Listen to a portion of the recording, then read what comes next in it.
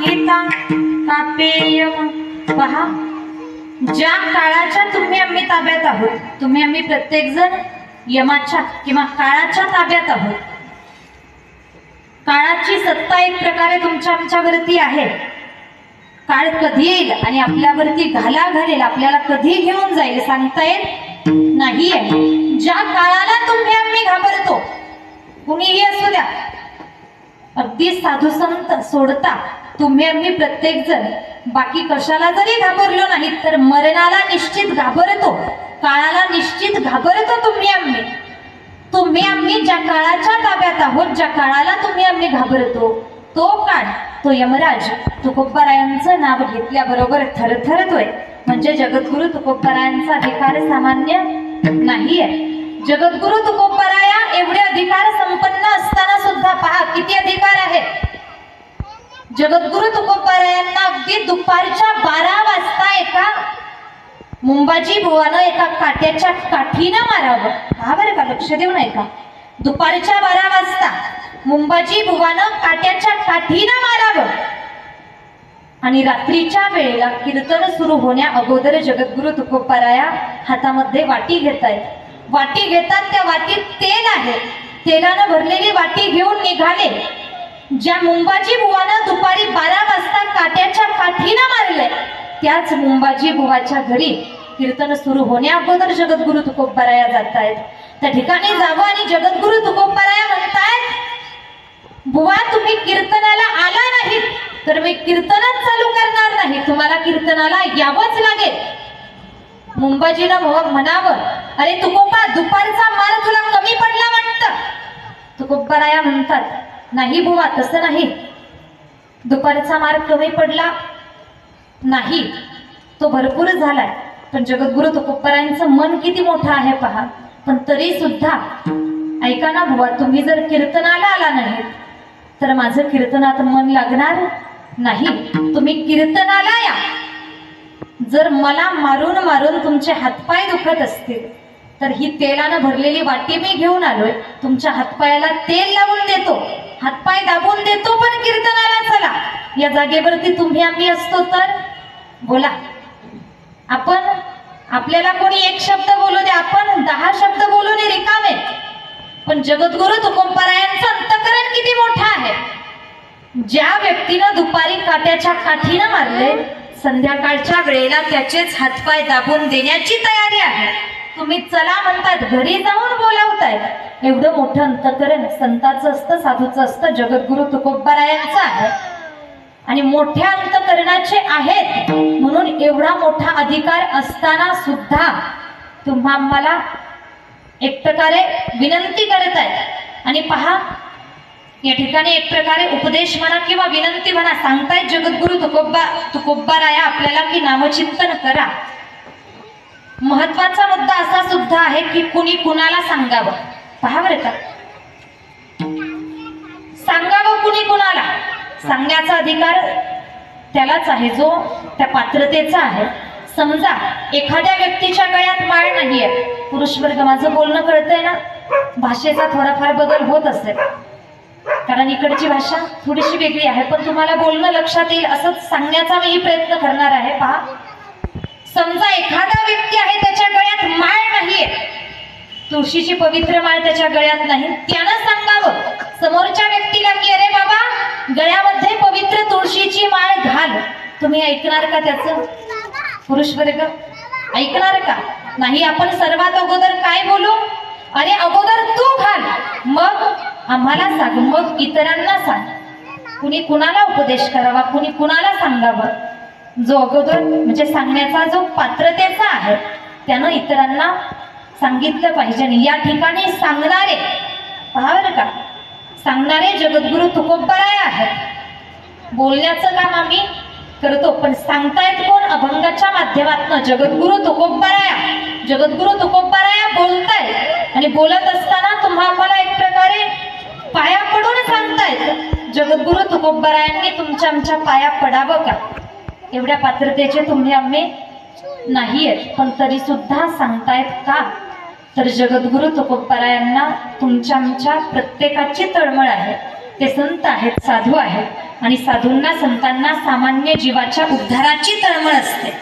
नव्हे नव्हे त्याचसाठी ते या ठिकाणी येतात, तुमच्या आमच्या उद्धारासाठी. साधू संतांच्या मनात तुमच्या आमच्या उद्धाराची तळमळ असते. पहा, जगद्गुरु तुकोबारायांना अनुभव आहे आणि अनुभवाचे बोल जगद्गुरु तुकोबाराय एक प्रकारे बोलतायत, अनुभव आहे म्हणून आम्हाला सांगतायत. एका जन्माचा त्यांना अनुभव नाही, परमार्थ केला पाहिजे, नामचिंतन केलं पाहिजे हे त्यांना कळतंय म्हणून तुम्हाला आम्हाला सांगतायत. एका जन्माचा अनुभव नाही, अनेको जन्माचा अनुभव आहे आणि या एवढ्या अनेको जन्माच्या अनुभवावरती जगद्गुरु तुकोबाराया आम्हाला तळमळीनं सांगतात, नामचिंतन करा, नामचिंतन करा. आणि अगदी पहा, जगद्गुरु तुकोबाराया त्यांनी स्वतः सांगितलंय, एका जन्माचा हा अनुभव नाहीये, परमार्थ ते युगायुगात जगद्गुरु तुकोबारायांनी युगायुगामध्ये परमार्थ केलाय. जन्मोजन्मी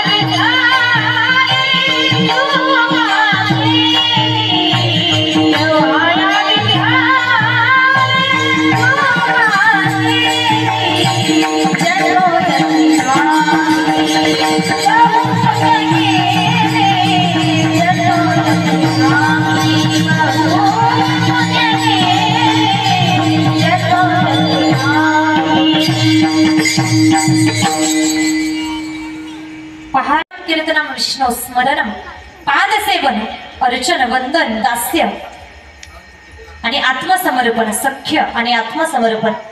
नवविधा भक्ती प्रल्हादजी सांगतायत, बाबा जीवनामध्ये नवविधा भक्ती करावी, भक्ती करावी.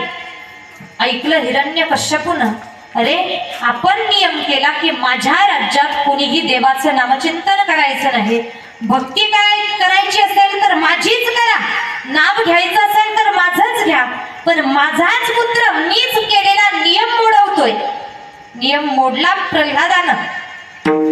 राग आला हिरण्यकश्यपूला, अरे माझा मुलगा आहे तरी सुद्धा माझ्या शत्रूचं गुणगान माझ्या समोर गातोय. राग आला ने रागात हिरण्यकश्यपू कडाडला, अरे प्रल्हादा, अरे संपवणार मी तुला. होऊ दे, बाप नावाचं पात्र जर खराब झालं ना काही हरकत नाही, संपवणार आहे मी तुला. तू माझ्या शत्रूचं गुणगान गातोस म्हणजे तू माझा शत्रूच आहेस, संपवणार आहे. एकामागून एक 11 प्रयत्न केले गेले प्रल्हादाला मारण्याचे, पण प्रल्हादाला काहीही होत नाहीये. आणि मायबाप होणार तरी कसं? देव तारी त्याला, बोला ना, देव तारी त्याला कोण मारे? ज्याचं रक्षण साक्षात जगाचा मालक करतोय त्याला कोणी तुमच्या आमच्यासारखं आसपासचं कोणी संपवू शकत नाहीये. आणि पहा, प्रल्हादावरती मारण्याचे अनेक प्रयोग करूनही प्रल्हादावरती काहीही परिणाम होत नाहीये. आता मात्र कडाडला हिरण्यकश्यपू, अरे प्रल्हादा, अनेको प्रयत्न करूनही तुझ्यावरती काहीच प्रभाव पडत नाहीये, काहीही परिणाम होत नाहीये. बोल प्रल्हादा, तुला कोण वाचवतंय? जसं हिरण्यकश्यपूनं बोलावं, सांग तुला कोण वाचवतंय? प्रल्हाद म्हटला, बाबा माझं रक्षण तो जगाचा मालक करतोय, ज्याचं मी चिंतन रात्रंदिन करतो, तो भगवान परमात्मा माझं रक्षण करतोय. राग आला हिरण्यकश्यपूला. तो देव तुझं रक्षण करतो का? देव तुझं रक्षण करतो? हिरण्यकश्यपू म्हटला, अरे प्रल्हादा मग ऐक, मी तुला मागून संपवतो, तुझ्याकडे नंतर पाहतो. अगोदर तुझ्या देवालाच संपवणार, अगोदर तुझ्या त्या भगवंतालाच संपवणार. बोल, सांग, तुझा तो देव राहतो कुठे? प्रल्हादाला सांगावं, बाबा माझा देव नाही अशी जागाच नाही, प्रत्येक ठिकाणी माझा भगवान आहे. देव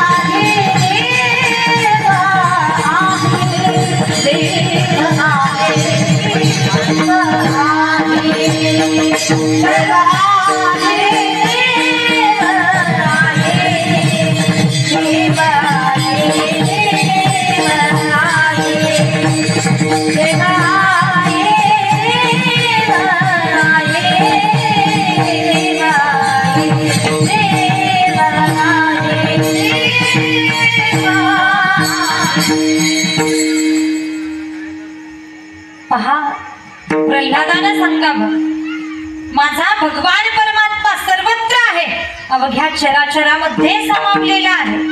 देव नटला नाना परी, भरोनी उरला चराचरी, अवघ्या चराचरात माझा भगवान परमात्मा सामावलेला आहे. विठ्ठल जळी स्थळी हरला,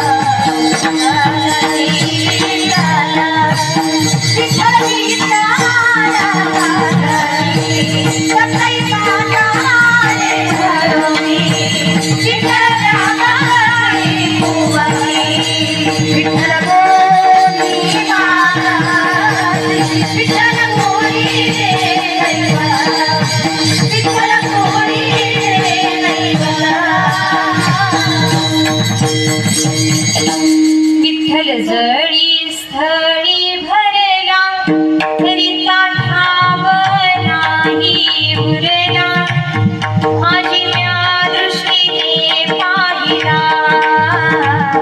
विठ्ठलची विठ्ठल. पहा, विठ्ठल प्रत्येक ठिकाणी भरलेला आहे.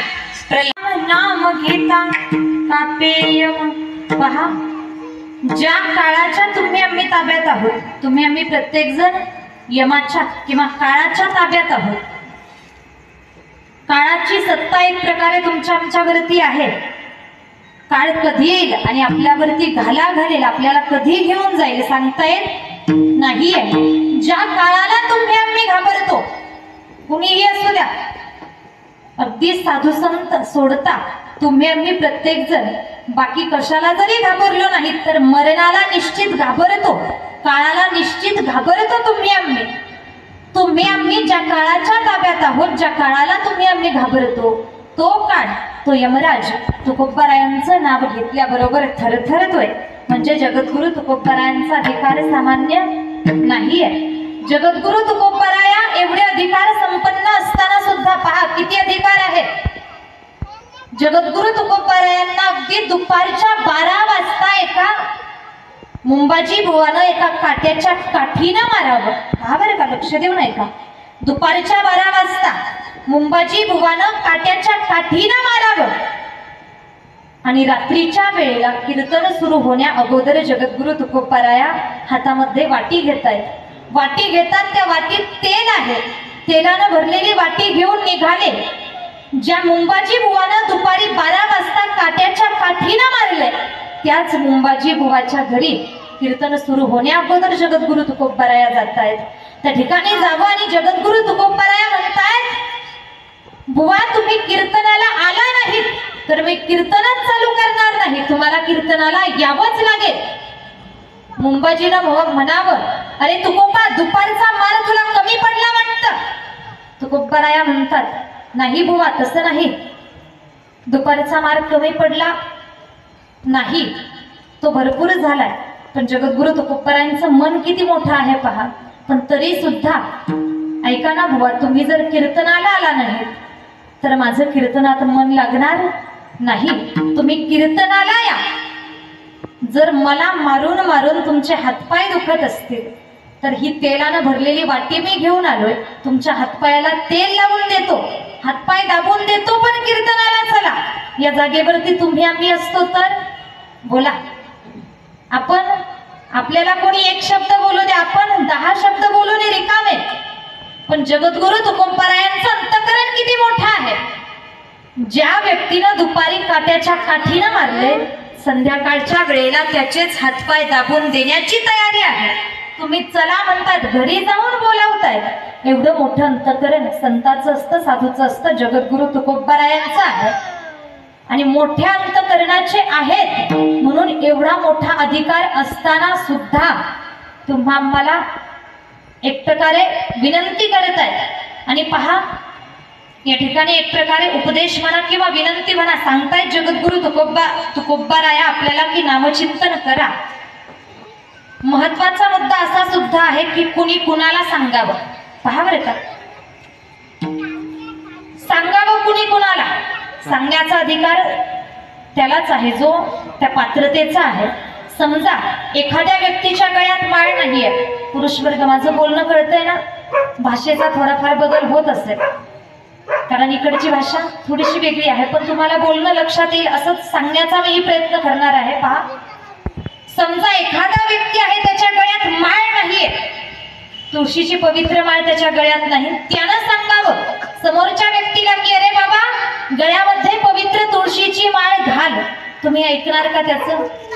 पुरुष वर्ग ऐकणार का? नाही. आपण सर्वात अगोदर काय बोलू, अरे अगोदर तू घाल, मग आम्हाला सांग, मग इतरांना सांग. कुणी कुणाला उपदेश करावा, कुणी कुणाला सांगावं. जो अगोदर म्हणजे सांगण्याचा जो पात्रतेचा आहे त्यानं इतरांना सांगितलं पाहिजे. या ठिकाणी सांगणारे पहा बरं का, सांगणारे जगद्गुरु तुकोबाराया आहेत. बोलण्याचं काम आम्ही करतो, पण सांगतायत कोण? अभंगाच्या माध्यमातून जगद्गुरु तुकोबाराया. जगद्गुरु तुकोबाराया बोलतायत आणि बोलत असताना तुम्हा आम्हाला एक प्रकारे पाया पडून सांगतायत जगद्गुरु तुकोबारायांनी तुमच्या आमच्या पाया पडावं का. एवढ्या पात्रतेचे तुम्ही आम्ही नाहीयेत, पण तरी सुद्धा सांगतायत का, तर जगद्गुरु तुकोबारायांना तुमच्या आमच्या प्रत्येकाची तळमळ आहे. ते संत आहेत, साधू आहेत आणि साधूंना संतांना सामान्य जीवाच्या उद्धाराची तळमळ असते. नव्हे नव्हे त्याचसाठी ते या ठिकाणी येतात, तुमच्या आमच्या उद्धारासाठी. साधू संतांच्या मनात तुमच्या आमच्या उद्धाराची तळमळ असते. पहा, जगद्गुरु तुकोबारायांना अनुभव आहे आणि अनुभवाचे बोल जगद्गुरु तुकोबाराय एक प्रकारे बोलतायत. अनुभव आहे म्हणून तुम्हा आम्हाला सांगतायत. एका जन्माचा त्यांना अनुभव नाही, परमार्थ केला पाहिजे, नामचिंतन केलं पाहिजे हे त्यांना कळतंय म्हणून तुम्हाला आम्हाला सांगतायत. एका जन्माचा अनुभव नाही, अनेको जन्माचा अनुभव आहे. आणि या एवढ्या अनेको जन्माच्या अनुभवावरती जगद्गुरु तुकोबाराया तुम्हा आम्हाला तळमळीनं सांगतात, नामचिंतन करा, नामचिंतन करा. आणि अगदी पहा, जगद्गुरु तुकोबाराया त्यांनी स्वतः सांगितलंय एका जन्माचा हा अनुभव नाहीये, परमार्थ परमार्थ ते युगायुगात जगद्गुरु तुकोबरायांनी युगायुगामध्ये परमार्थ केलाय. जन्मोजन्मी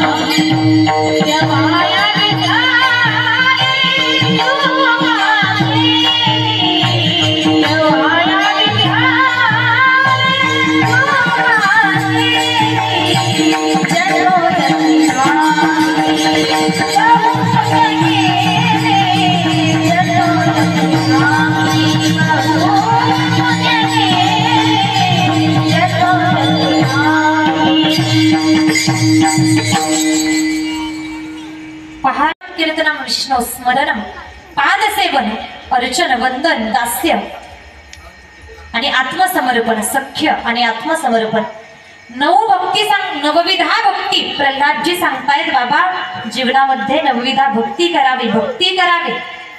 ऐकलं हिरण्यकश्यपून अरे आपण नियम केला की माझ्या राज्यात कोणीही देवाचं नामचिंतन करायचं नाही. भक्ती करायची असेल तर माझीच करा, नाव घ्यायचं असेल तर माझंच घ्या. पण माझाच पुत्र मीच केलेला नियम मोडवतोय. नियम मोडला प्रल्हादानं. राग आला हिरण्यकश्यपूला. अरे माझा मुलगा आहे तरी सुद्धा माझ्या शत्रूचा गुणगान माझ्या समोर गातोय. राग आला ने रागात हिरण्यकश्यपू कडाडला. अरे प्रल्हादा, अरे संपवणार मी तुला. होऊ दे, बाप नावाचं पात्र जर खराब झालं ना काही हरकत नाही, संपवणार आहे मी तुला. तू माझ्या शत्रूचा गुणगान गातोस म्हणजे तू माझा शत्रूच आहेस. संपवणार आहे. एकामागून एक 11 प्रयत्न केले गेले प्रल्हादाला मारण्याचे, पण प्रल्हादाला काहीही होत नाहीये. आणि मायबाप होणार तरी कसं? देव तारी त्याला, बोला ना, देव तारी त्याला कोण मारे?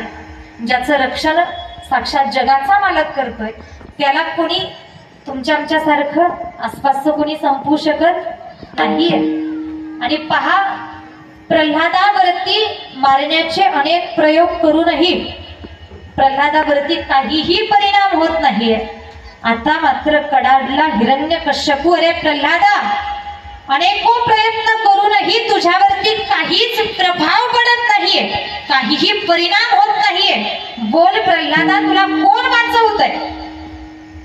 जसं हिरण्यकश्यपूनं बोलावं, सांग तुला कोण वाचवतंय? प्रल्हाद म्हटला, बाबा माझं रक्षण तो जगाचा मालक करतोय, ज्याचं मी चिंतन रात्रंदिन करतो, तो भगवान परमात्मा माझं रक्षण करतोय. राग आला हिरण्यकश्यपूला. तो देव तुझं रक्षण करतो का? देव तुझं रक्षण करतो?